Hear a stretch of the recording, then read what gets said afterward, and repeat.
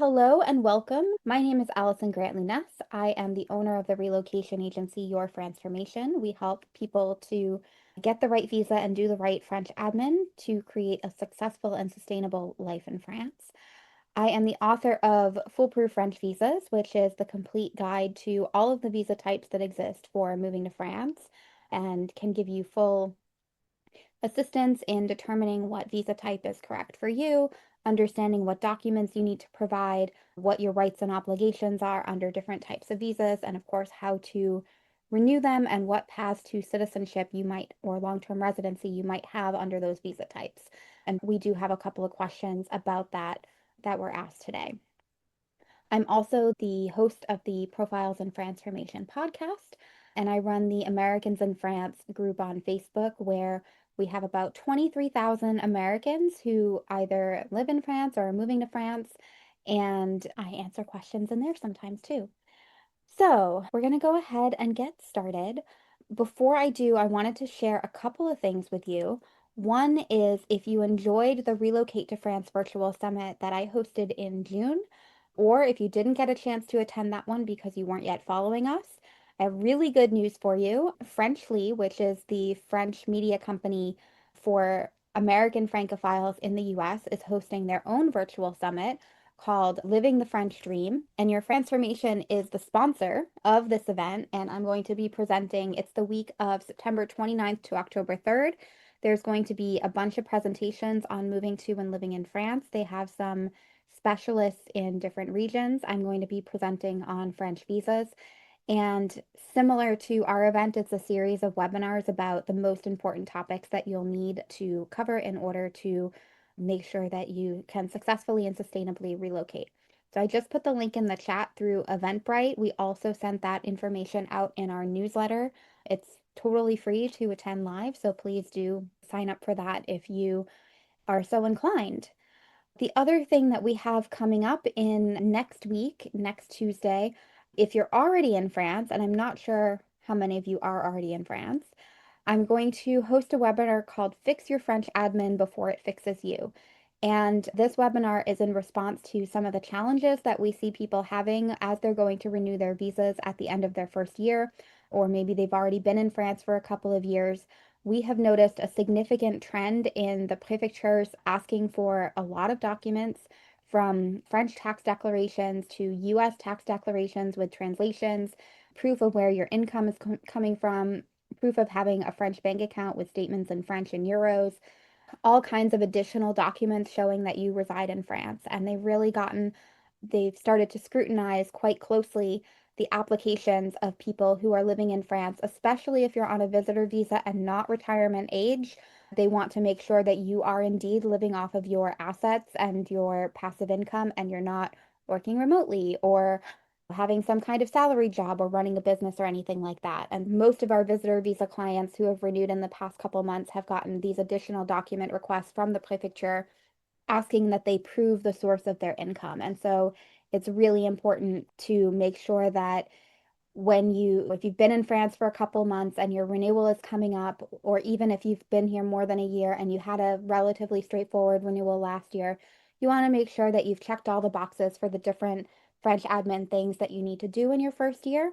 You know, that you're registered on the French healthcare system, that you exchanged your driver's license if you're eligible to, and all of those kinds of things. So I'm going to be covering all of the admin that you are supposed to do in the first year, what to do if you haven't handled all of those things, and then you can answer some questions about French admin that you've done and get a personalized report on what's still outstanding and what recommendations we have for you in terms of preparing your admin and your renewal.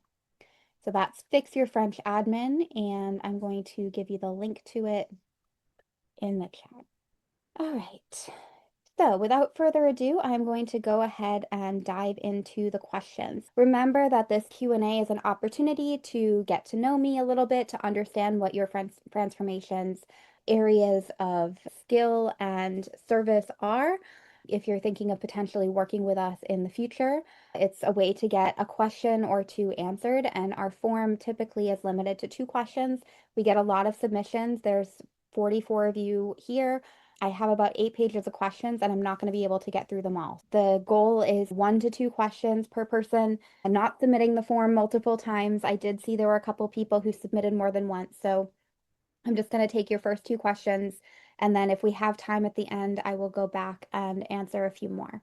But you do have the ability also to schedule a 1 hour consultation with me if you want to talk about your plans, talk about your timeline, delve a little bit deeper into some of the questions that you have answered.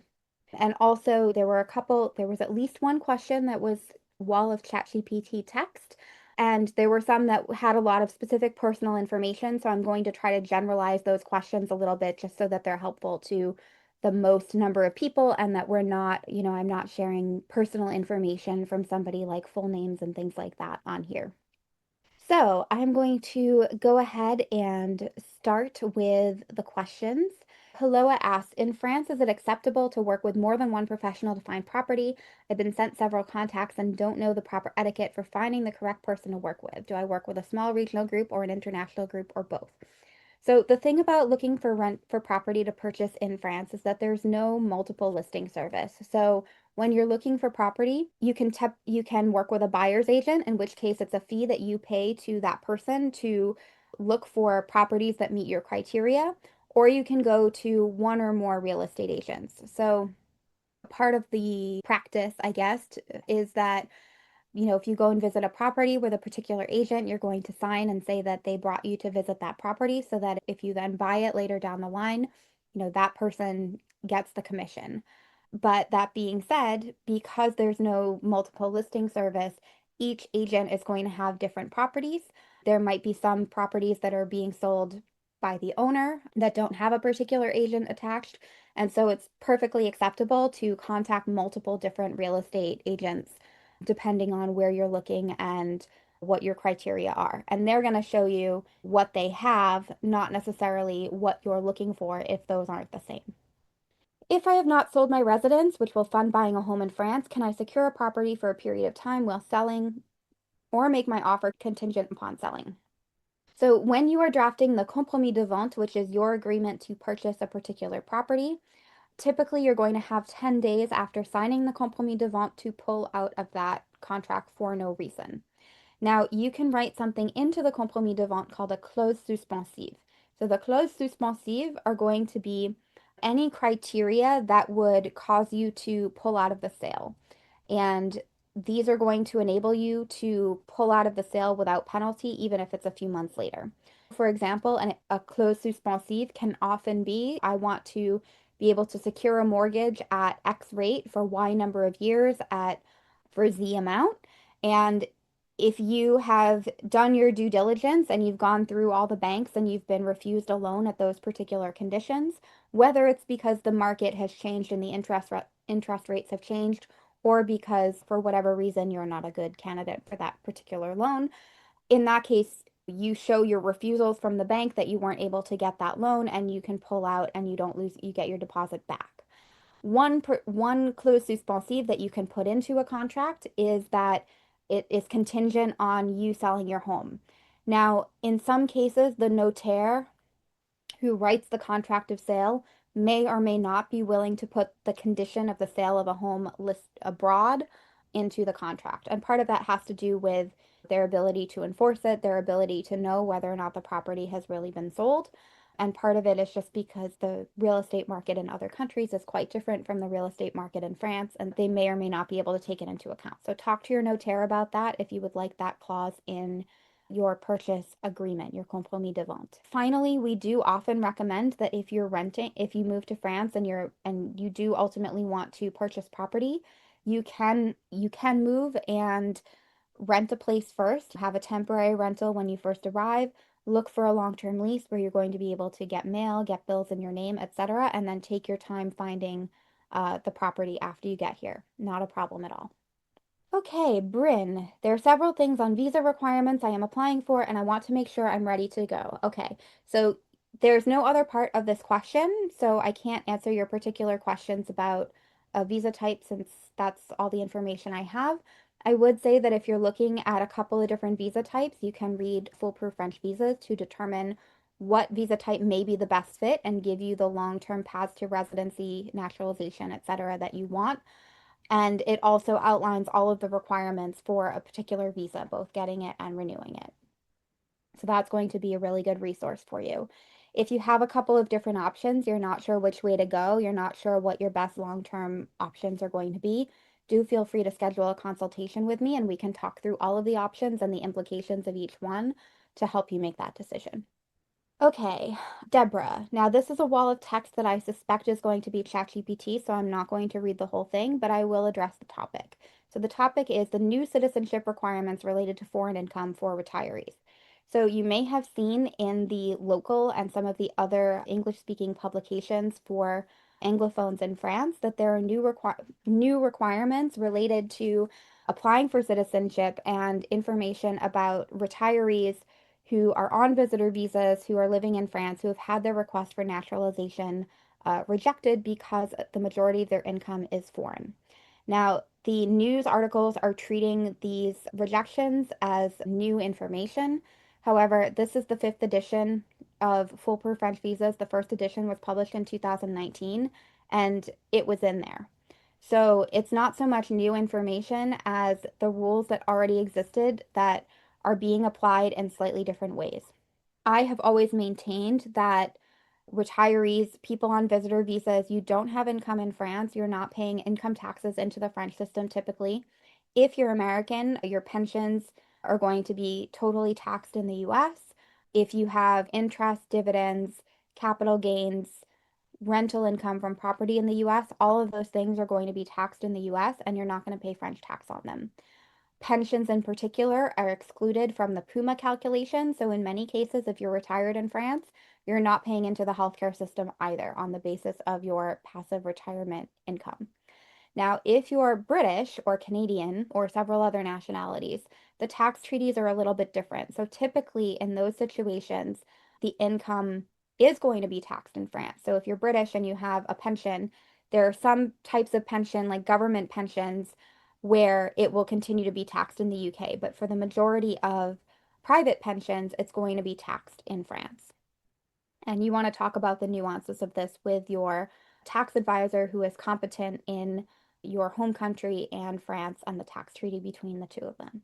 But even in this situation, especially for the UK, the NHS is going to be issuing you an S1 and they are going to be covering your healthcare expenses. So you're going to have very minimal income tax in France. You're not going to be contributing into the French healthcare system.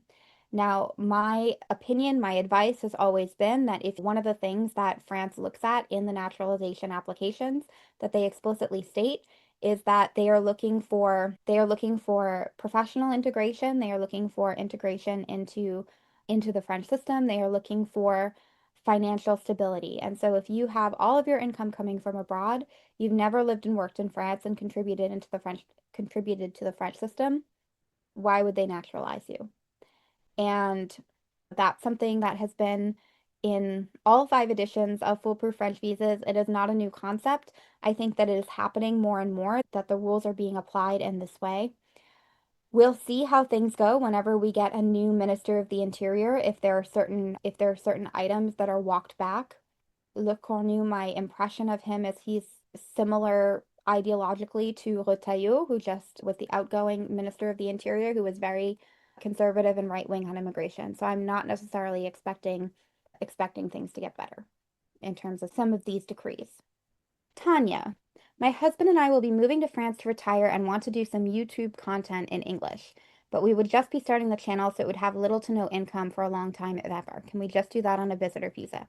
You can have a YouTube channel on a visitor visa. You cannot have income from a YouTube channel on a visitor visa. That would be considered running a business. So if you're doing it as a hobby and you're not earning anything from it, which it sounds like it would be the case, absolutely fine. If you are starting a YouTube channel and that's going to generate some income for you, you would need to put together a business plan and get one of the self-employment visas. And as you state in the rest of your information, the entrepreneur visa already wants you to show income or potential for income or things like that. Yeah, so it would not stand alone typically on the YouTube channel content itself. That would have to be wrapped into a sort of larger business idea. But unfortunately, it's not possible to get a visa for like the potential of future income, but I'm not really sure if I'm going to make money or how much I'm going to make. That's not an option. Michelle, have you seen what the new Ministry of the Economy viability certification requirement for Profession Libérale looks like in practice yet? Are there major differences between that experience and what is outlined for the Ministry of the Economy applications in the Passport Talent Entrepreneur section of your book? Yes, it's actually through DREETS. It's not through the Ministry of the Economy. And DREETS, I always get this acronym wrong, but I'm going to tell you exactly what it is the Direction régionale et interdépartementale de l'économie, de l'emploi, du travail et des solidarités. And so this is the government organization that is responsible for approving like the work contracts, work authorizations of foreigners in France, among other things. That's not its only role. And so this new procedure is done through DREETS. It is done through the NF platform, the Administration Numérique des Étrangers en France, which you might know if you have previously validated a visa upon arrival in France.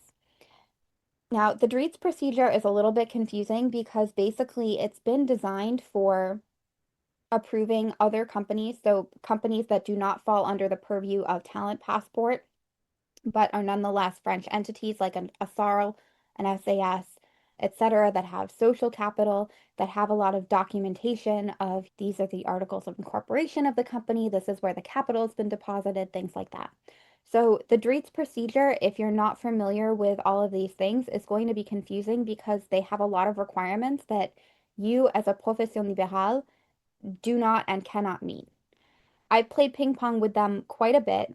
The two main sticking points that people are getting stuck on is one, they want you to have an address where you're going to register the business, not something that you typically should need as a micro-entrepreneur.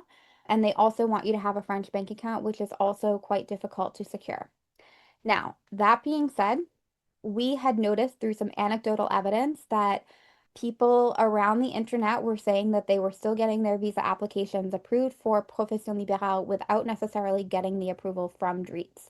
There were a lot of people who were having challenges, who were playing ping pong back and forth with DREETS like we were for a couple of weeks because they were not understanding what these new requirements looked like. And so we've dug into, what are they asking for at the consulate level?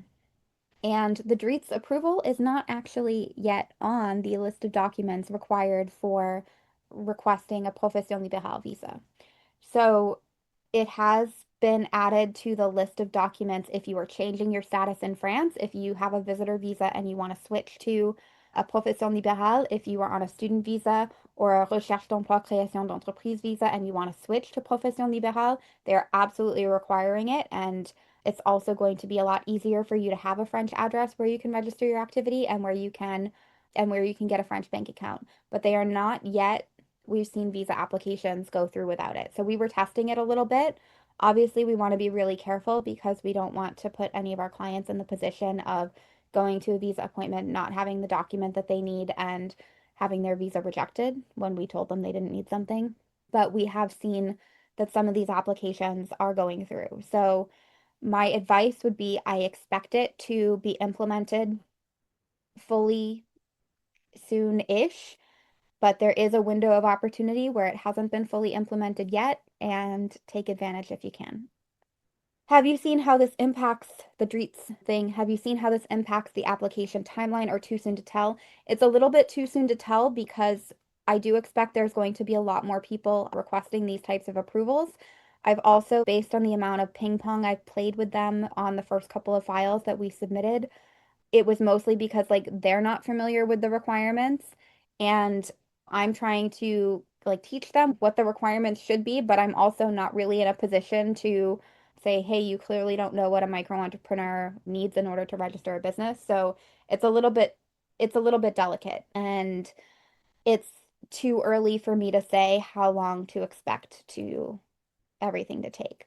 What I will recommend is, and I tested this out with the Ministry of the Economy in the spring. The Ministry of the Economy, like theoretically, will take documents in English and French, and so will the consulates, and that's fine. I did test out submitting everything in French versus submitting everything in English, and if it was faster, and it is. So my recommendation would be translate all of your documents before you submit them. Okay, Amy, my 14-year-old daughter and I are moving to France next June so she can attend high school there, 10th to 12th grade, and graduate from the American School of Paris or the Lycée International American section. We're applying to both. I am an entrepreneur salaried through my company, so I can work from anywhere. What visa would we need to apply for to live in Paris for 3 to 5 years minimum? Okay, so you as an entrepreneur with a company, you will need to figure out which entrepreneur visa will be appropriate for you. There's a couple different options. One might be that your company registers as a company that has employees in France and pays you through a portage salarial or an employer of record company for a couple of years since you don't expect to stay long term, and you sponsor yourself for a passeport talent salarié. That's not an option we do often. We typically work with people who then are going to be setting up some type of entity, whether it's a French company or they're setting up as self-employed and invoicing multiple clients as self-employed. What I would recommend depends a little bit on how long you expect to stay. It would also depend on what you have in terms of business income, expenses, things like that, how many clients you have potentially in France versus how much of your business income is going to come from abroad, etc. My birth certificate has my birth name, but it was changed when I was 14 to inverse the first and middle name and give me my stepfather's last name. I just learned this name change was never done through the court system, but all of my documents are in my new legal name. The only thing with my original name is my birth certificate. So you have two options. You have two options. Your birth certificate, you're going to need to have a birth certificate to match your current documents for purposes of registering in the French healthcare system. Option one is to get your birth certificate amended on the basis of all of your other documents are with this name that you have now, and that depends on the state whether or not they are willing to do that and what the process time and timeline might be. The other option, which is slightly more annoying, is you can attempt to draft a document explaining the name change, that it wasn't required to be done through the court system at the time, and that, you, birth name, are the same person as you, current name, and potentially provide a copy of, for example, your mother's marriage certificate to your stepfather explaining the name change from birth name to current name, for example. You would get that notarized and then you would get it translated into French by a certified translator. And in some cases, that works for the healthcare system and they can work with that. But in other cases, they're really tough and they want a clear path from name on your birth certificate to current name that is on your passport and ID. So if there are any discrepancies at all, you're going to need documentation to show that. Kim, what kinds of jobs can you get while on a student visa? So, a student visa gives you the right to work up to 964 hours per year. What that means is that you're employed by a French company in a CDD or a CDI. So, it's a salaried work contract, part-time during the school year, and it is an accessory to your main reason to be in France, which is to study. So, it can't interfere with your studies. It has to be part-time. It could be like full-time during the vacation and part-time like the other times, but it needs to be less than 964 hours per year. And you're not allowed to be self-employed. You're not allowed to start your own company. You're only allowed to have a work contract for a French company. No working remotely either. If school starts in September 2026, would arriving in early August give me time to establish living arrangements and what needs to be done as far as paperwork to get settled in the country, or should I plan for arrival in July? So most people are going to be on vacation in August, so it's going to be really difficult to find an apartment and settle in August unless you have prearranged something. I would say it's better to arrive in July or September, or, you know, if you're arriving in early August, expect to be doing other kinds of things to get ready and settled in and have your paperwork and be ready to hit the ground running as soon as everybody gets back from vacation, which is usually the last week in August. Michelle, is a portfolio mix of $80,000 cash and 360,000 in bonds, mutual funds, and stocks enough to cover the financial requirements? Yes. So the financial requirements for a visitor visa are about 20,000 euros per year or 1,500-ish euros per month net. Those can either be, in terms of cash in the bank. If you're retired, it can be a pension. If you have a long-term lease for a property that you've rented out, it could potentially be proof of future rental income from that lease, ongoing dividends, whatever. There's lots of different options. Typically, they want to see cash resources, even if you have, a pension income or something like that. Is it correct that for the visitor visa for retired people, there are no documents required to be translated into French? So when you go to apply for your visa, you do not have to have translations of any documents. There are certain documents that you will need to bring with you to France and use them for administrative procedures here. And then at some point, there may be things that need to be translated. And it depends on the administration. So, birth certificates, for example, typically we're not going to translate those to send them to the health insurance, to CPAM, the Caisse Primaire d'Assurance Maladie. If are bringing your children with you and you need to give a copy of your birth certificate for their DCM, their Document de Circulation pour étrangers mineurs, then we're going to have them translated. So it really depends on the situation and the administration that's asking for the documents, whether we're going to translate or not. Kathy, do people use a relocation service? Which one? How expensive is it? So my relocation service is Your Transformation. I can't speak to any of my competitors, but we are very busy. And I will put the link in the chat to request a proposal if you would like to see what our services include. Typically, what we're going to do is we're going to prepare the visa application, all of the documents that you will bring to TLS contact for your visa. And then once you get your visa, you arrive in France, we do the validation, we set up your accounts, we get you on the French healthcare system. If you're going to be starting a business, and we do the business plan, we help you develop the business idea, we register you as micro entrepreneur. Or if you're starting a company, then there's a lawyer that we work with as well who will do some of the legal legwork in terms of writing the articles of incorporation for your company.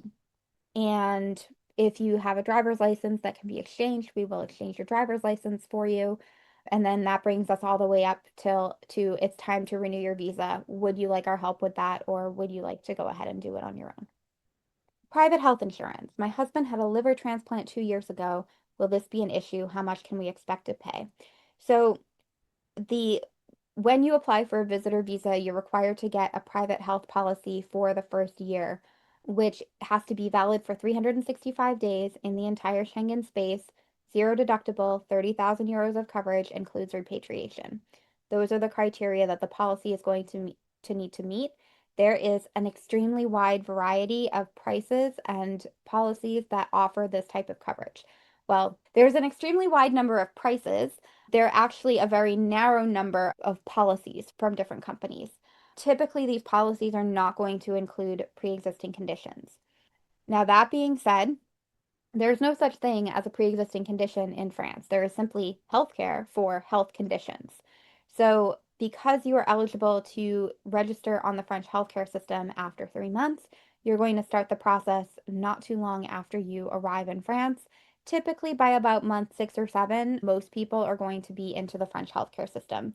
So, it does take a little bit longer. If you have had extensive name changes or your birth certificate doesn't match your passport, you can expect to go back and forth for a few weeks at least with the healthcare administration. But for the first few months, you're going to have that catastrophic coverage policy. And then after that, it's the French healthcare system that will be covering you. Mindy, how many certified copies of documents should we bring with us, birth certificates, etc.? So I would say, 2 is fine, because the French administration is never going to keep your original. They're only going to keep a photocopy. So every time you use it, you can reuse the same one. And then, they're just going to be taking a copy of it every time. Are dogs allowed on trams? That depends on, I don't have any dogs. So that depends on the city that you're in and what the local transportation authorities' policies are. But in some cases, bigger dogs are allowed on with a muzzle. Smaller dogs, people will put them in bags or carriers. So I would say if it fits in a carrier, that's your best bet. Lee, I know people do not recommend it, but when I relocate to France, I do want to ship my family heirlooms and antiques to France. I don't know why people don't recommend that. I've lived in multiple countries. Do shipping companies charge by weight or dimensions? It depends. There are some that charge by weight, a lot charge by dimensions and how much space things take up in a container. Are there storage units for rent in France like in the US? Yes.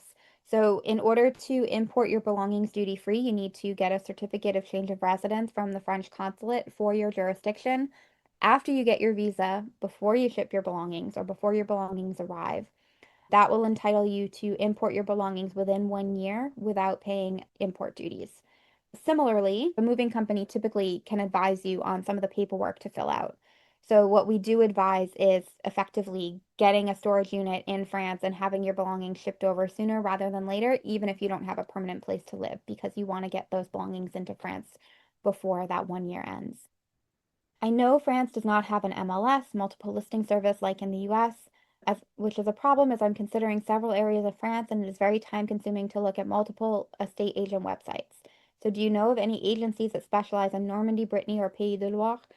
Yeah, so I mean, there's a lot of different agencies. We can introduce you to some of them. Some work in all of those areas, some have different agents in each area. It really depends. If you're looking in a lot of different areas and you're not really sure yet, one thing that you can do is you can work with a buyer's agent and give that person your criteria, and they can start to narrow down your search by helping you to find, look at a wide range of properties in different areas and then help you narrow it down from there. Robert, I have a VLTS visa. How will I go about renewing it? Okay, so VLSTS is a visa de long séjour valant titre de séjour. So that is a visa that is valid for 12 months that you validate and then turn into your first titre de séjour by validating on the NF website. That refers to about a dozen different types of visas. So without more information, I can't tell you how to renew it. If it is a visitor visa and one of several other types of visas, you're going to renew it online through NF. If it's like a Profession Libérale or a salarié or what else? A classic entrepreneur visa, those in many cases you're going to have to make an appointment at your local prefecture. In some cases, you're going to have to mail in a file. So it depends on what type of visa you have. It depends on what department you're in because each prefecture has, for the visa types that are not renewed through NF, it depends on what visa type, what department is each prefecture is going to set its own individual renewal procedures. Susan, after my VLSTS student visa has expired, I will convert it to a regular VLSTS. Again, that's about a dozen different visa types, so I don't know what you mean unless you mean visitor. Will I need to return to the US to begin this process? And if so, how long will I need to remain in the US? It depends because I don't know what visa type you're converting to. So if you've only been on a student visa for 1 year and you want to switch, it kind of depends on what visa you're switching from and what visa you're switching to. So if you're trying to switch, for example, from a visitor to a salarié, you need to renew the visitor visa at least once before you try any sort of status change.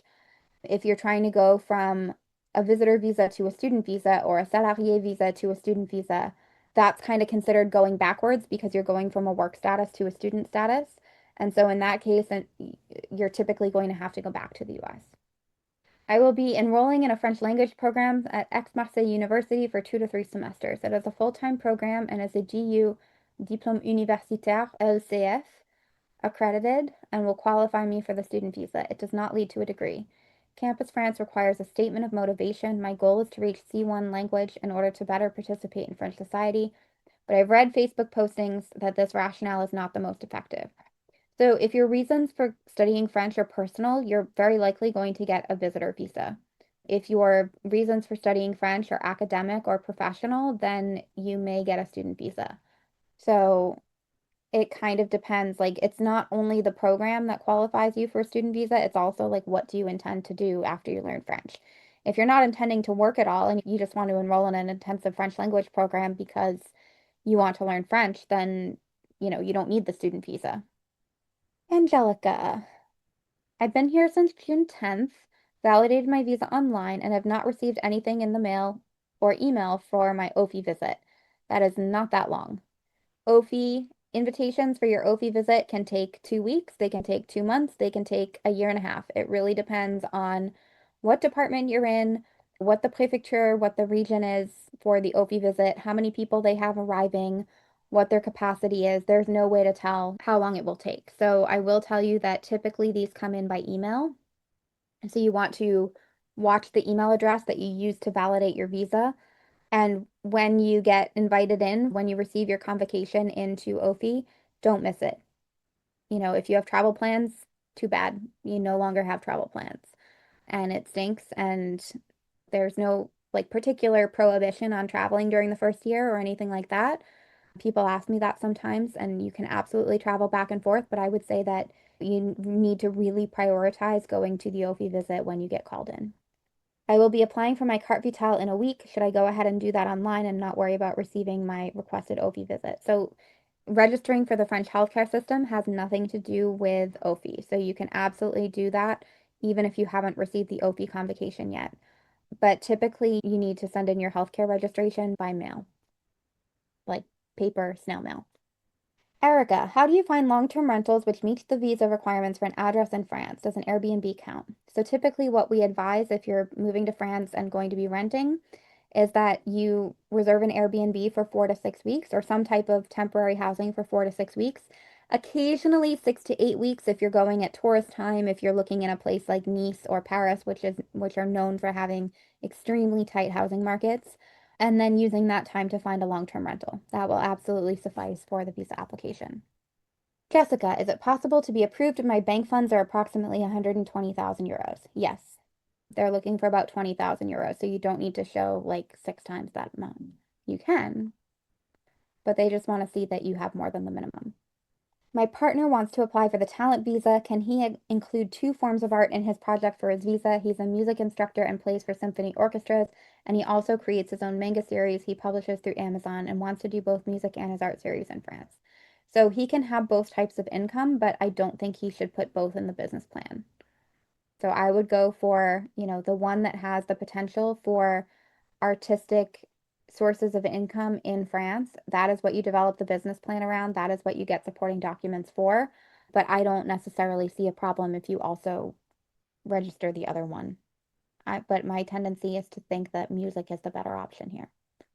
Mary, how to find a long-term apartment, how to get an apartment without a guarantor. So we work with an agency that finds, so Esther of Flats Paris presented at the Relocate to France Virtual Summit in June on rental dossier application, all of those kinds of things. So you do have to put together a lot of paperwork. My recommendation would be you work with someone because someone like Esther is going to know when she looks at ads for different apartments, she's going to know immediately, like, okay, it's not even worth trying for this one because they want 3 years of French tax declarations. They want a sample of your great grandmother's DNA. They want your mother-in-law's and your sister's work contracts, and at least 2 people to act as guarantors who have previously been, ministers in the Fifth Republic. Those ones, like, don't even bother. But there are certainly plenty of private landlords or agencies who are willing to rent if you use something like Garant Me. So Garant Me also presented at the summit. They are a lease guarantee sort of insurance policy that you as the tenant would purchase. It's typically about 4.5% of the annual rent. And basically they serve as a guarantee so the landlord isn't taking a risk. Now, a lot of real estate agents will accept that for apartments, and Garant Me will work with agencies and kind of explain how it works. So if you're looking at places and they're not too sure, Garant Me will give them a call and explain, like, hey, this is what the guarantee is. The thing that you need to be a little bit careful about is that some agencies that don't want to accept Garant Me, it's because like they sell their own insurance policy to landlords. And so obviously if they're not using that insurance because you've got your own insurance as the renter, that can lead to a little bit of lost income for them. So I've heard some stories about people getting rejected because agencies didn't want to accept the Garant Me instead of trying to sell their own insurance. And their own insurance is based on the tenant having all of these documents. What are the fees to have your services help me find an apartment? And can you help me find a home to buy as well? So we don't do anything with real estate. You have to have a real estate license to do that. We handle visas and other admin. We work with Esther of Flats Paris, who does apartment searches for many of our clients. She's found a lot of great places for them. And then in terms of finding a property to buy, there's a couple of different buyer's agents that we work with as well that we can recommend. If you want an introduction to a buyer's agent or to Esther or something like that, send us an email. Just reply to the Q&A email link and we'll send that referral along. But if you're like going to be starting to look for a home or rent an apartment in like 3 years, now's not the time to start thinking about that. But if you are planning on starting this process soon and want to start looking for a property, things like that, we can absolutely put you in touch with somebody. Catherine, does a monthly budget of $2,000 or less for a single senior living in a simple but comfortable life rule out living somewhere in southern France? I will not have a car, so public transportation, walking will be necessary and welcome. I think some of the smaller cities would be fine. There's a lot of places that have small-ish studio apartments for the 600 euro range, which I think would be doable. You'd live like a student, but that's not necessarily the worst. I think it's doable. I think you'll have to watch your budget. Zora, if in France for a few months at the end of the year, arrive in October 2026, do you need to file a French tax report if you're retired and not working? Or do you file for the first time the next year? So my recommendation is that when you arrive in France to reside, you become a French tax resident on that date. So if you arrive like October 1st, 2026, that's when you should start filing your French taxes.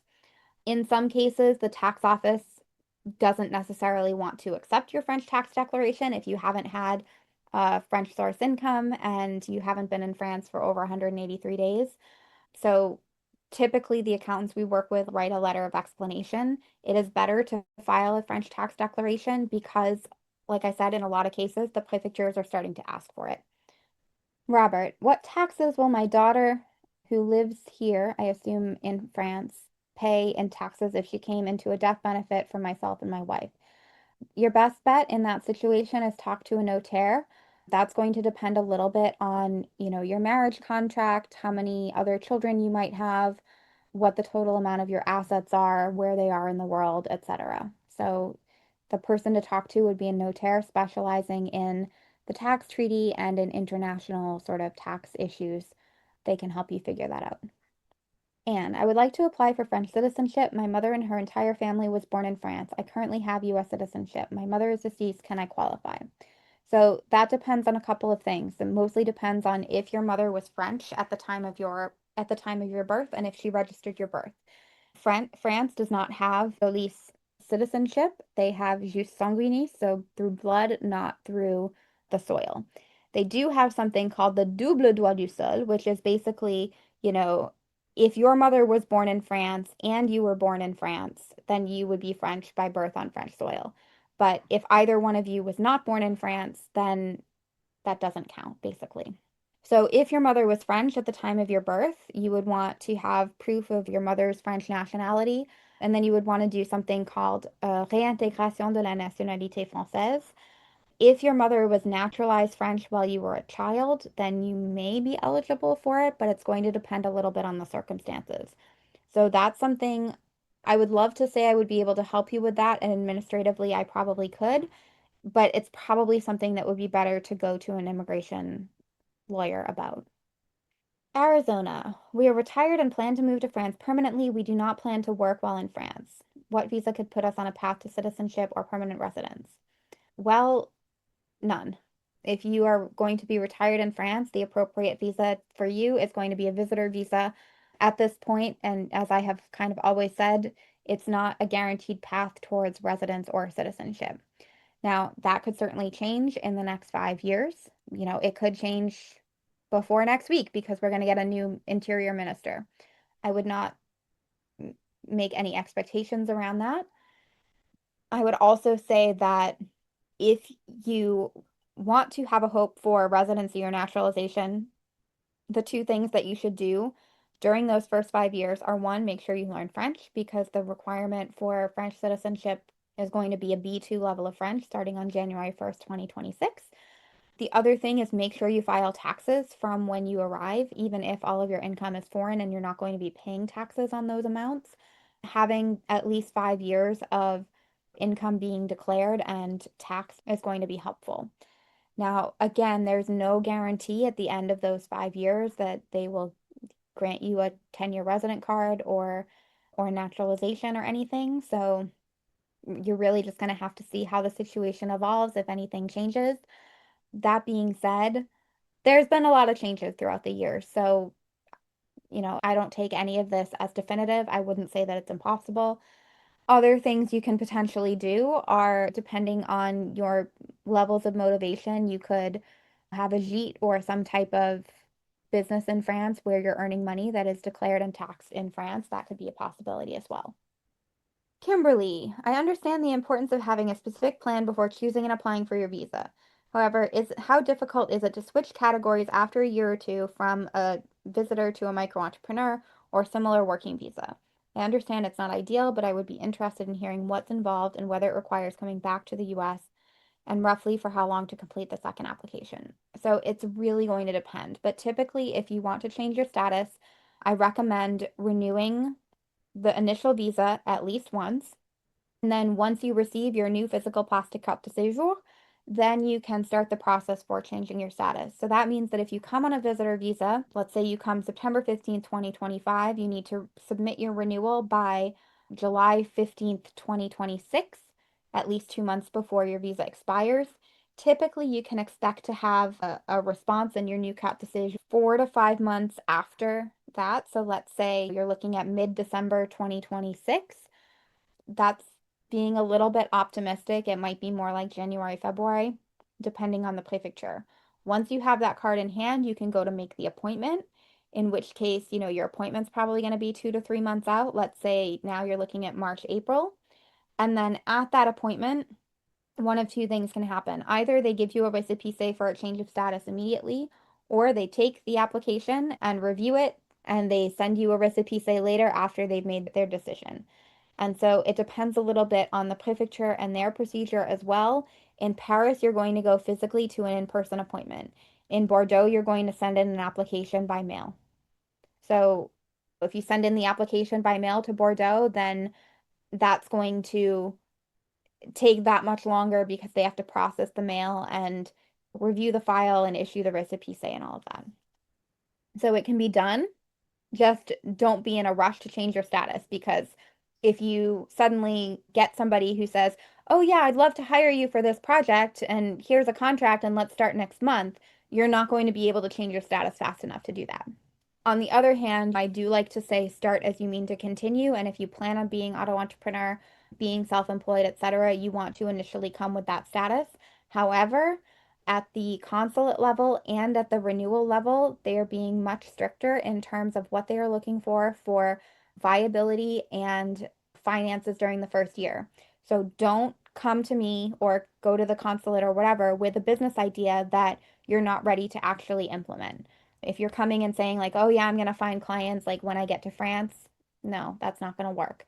If you're coming and you're saying, "Oh, I have these potential clients," and then you get to France and some of them don't work out and you have trouble finding other clients and you really don't make any income for the first 7 or 8 months, and then maybe you have a little bit more of an income, in month 9, it's getting a little dicey in terms of renewals. Like they are refusing people more who are not meeting the minimum income requirements. So just it needs to be really well thought out.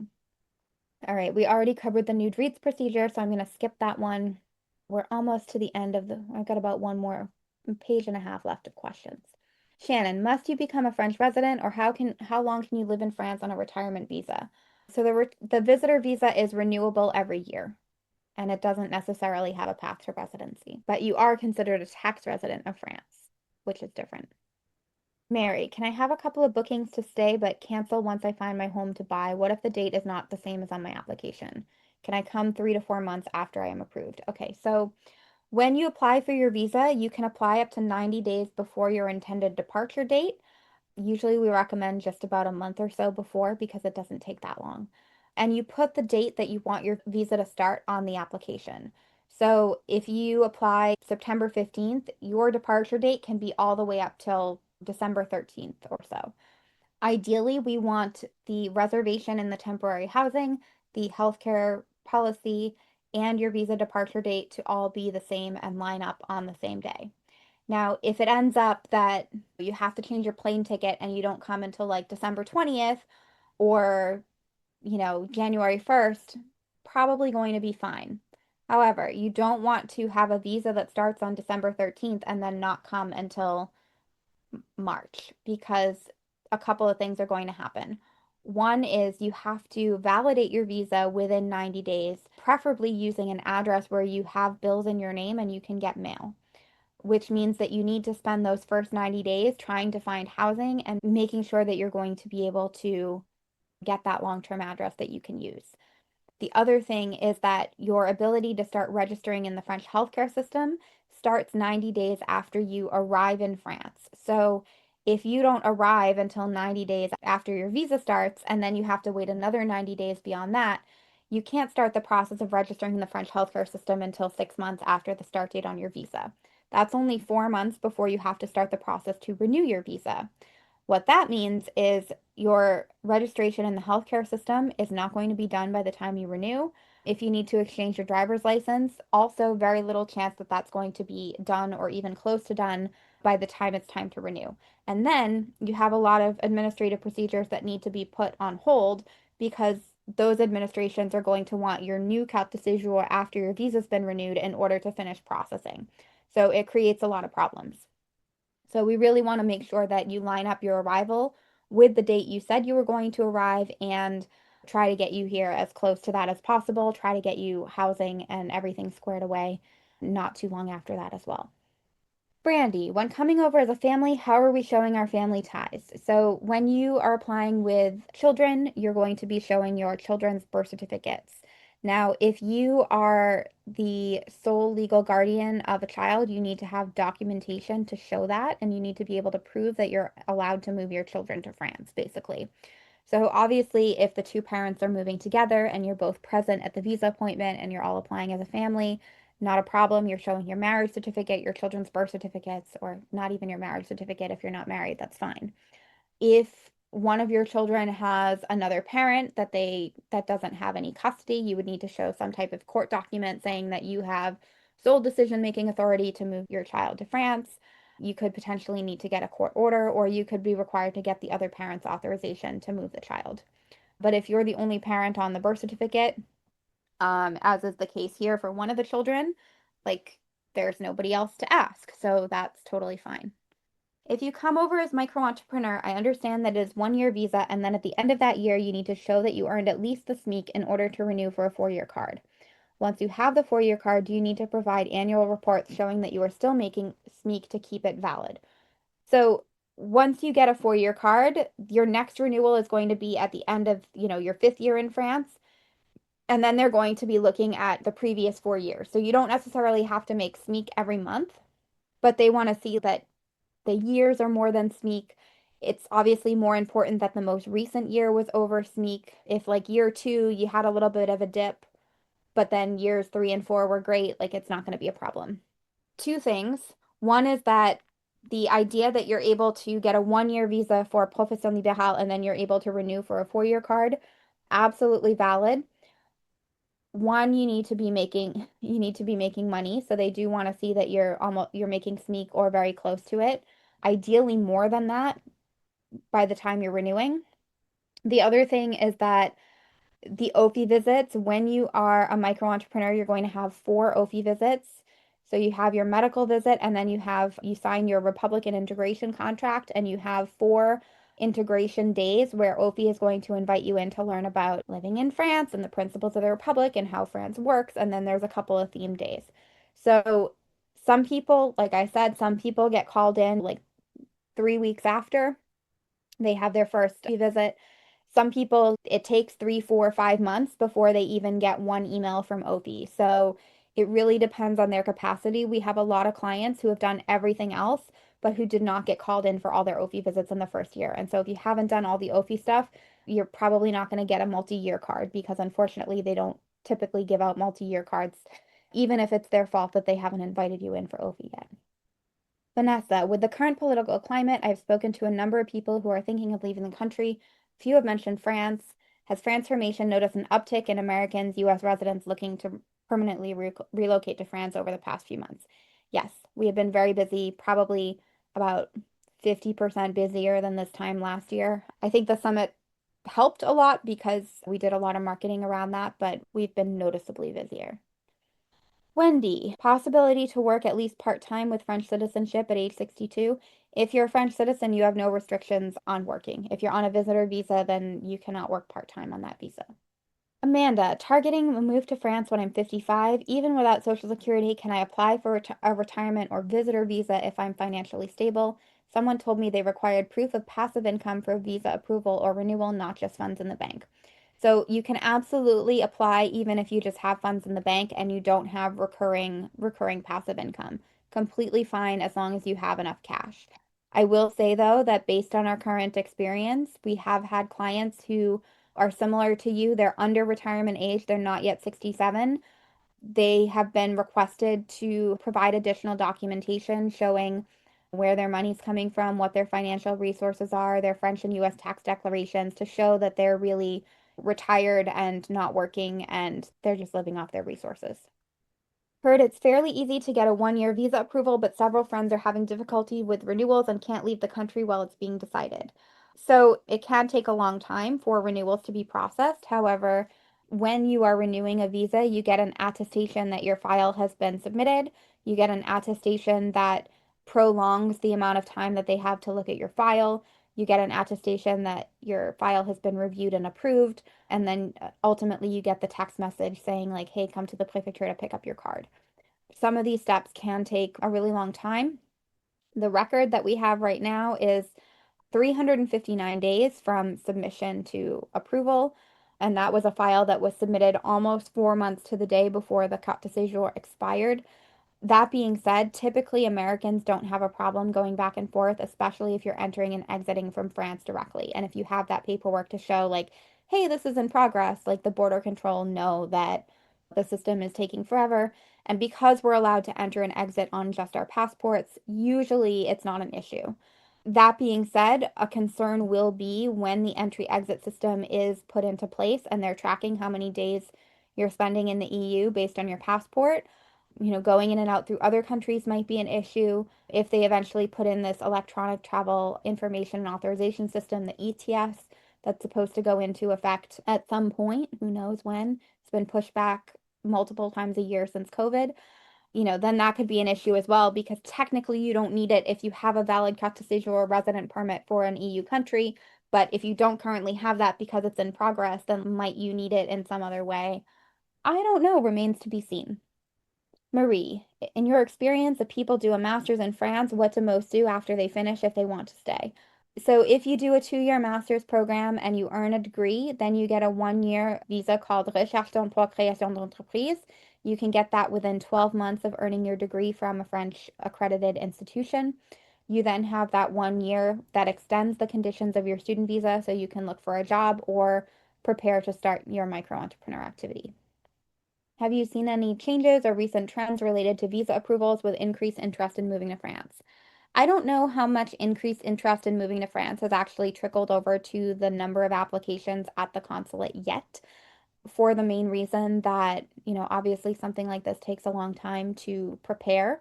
I don't know if people are going with applications that are not as prepared as people might have been like 4 years ago or something.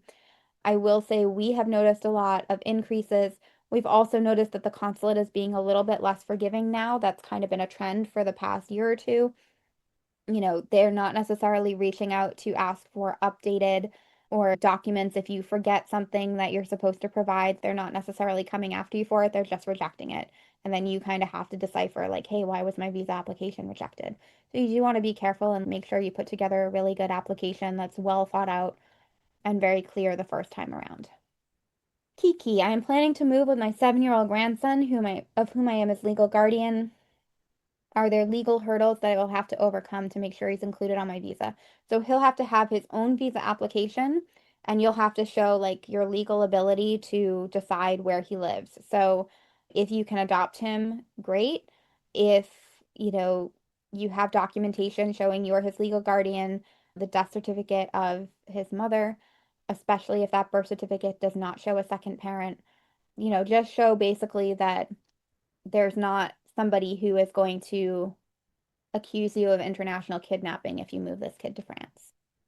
Carl, is it possible to have two diverse businesses on the same Profession Libérale visa? For example, teaching English and fiber arts, selling handmade items, or teaching fiber arts related classes. I would not put those two disparate things in the same visa application.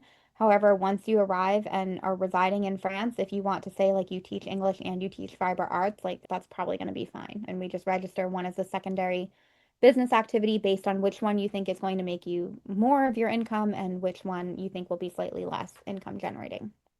Noel, I heard that checking the box for greater than 12 months visa makes it easier to extend the visa. Is that true? It is only possible to extend a visa if you have gotten a visa for 12 months. So if you get a visa that is less than 12 months or 12 months or less, it is going to be temporary. That is not going to be renewable. Is X insurance company a reputable company to get health insurance repatriation?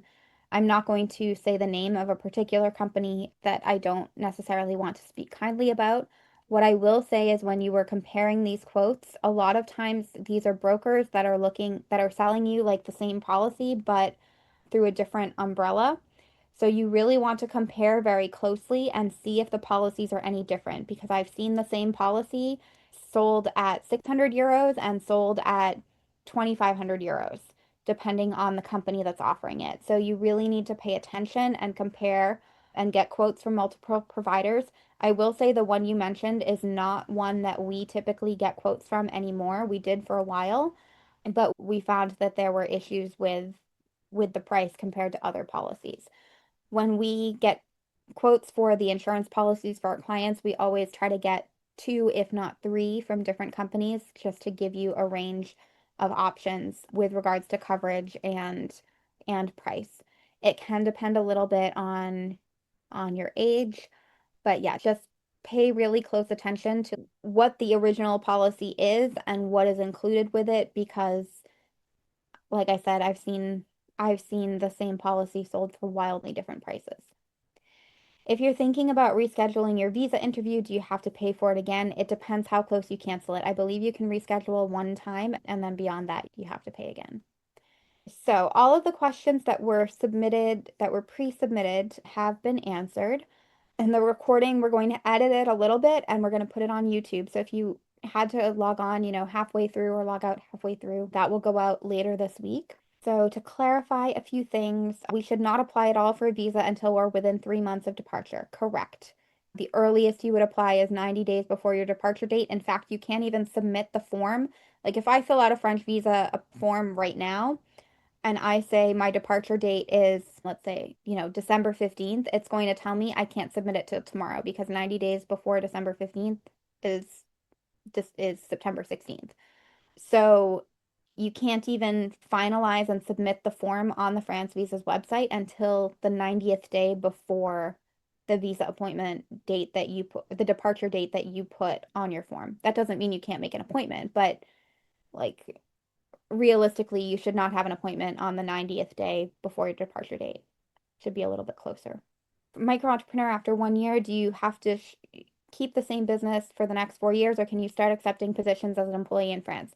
You cannot accept a position if you want to get a job in France. You would have to switch your visa status. So until you get to a resident card, a 10-year resident card, which that would enable you to do any profession in France. Or if you like marry a French person and switch to a vie privée visa, then you could apply for jobs. But if you're on a profession libérale, you cannot apply for jobs without having, you would have to change your status. And that's going to take a long time. It's not necessarily going to work. They would have to sponsor you the same way they would have to sponsor any type of foreign employee. Okay. All of the other questions that were submitted were the ones that they were duplicates of the ones that were submitted. No, send us if you want a recommendation, if you want an introduction to a buyer's agent, currency specialist, or looking for an apartment when you arrive in France, reply to the email like reminder about the Q&A, and then we can send you an introduction. All right, cool. So thank you so much for coming. The next Q&A is going to be in just a couple of weeks on Monday 6th. So same time, same place, and you will get an email reminder inviting you to submit questions. If you are already in France, which I don't think most of you are, but there is my Fix Your French Admin webinar happening on September 23rd. There's also the Living the French Dream virtual summit event happening the week of September 29th. And of course, if you would like to schedule a consultation with me to discuss all of your questions more in depth, we can help you determine the right visa type, talk about a timeline, answer all your questions about documentation, the healthcare system, driver's license, all of those kinds of things. Then you can schedule a consultation with me here. I'm going to give you the link. All right. Thank you so much. Have a good rest of your day, and I will see you at the next Q&A. Bye.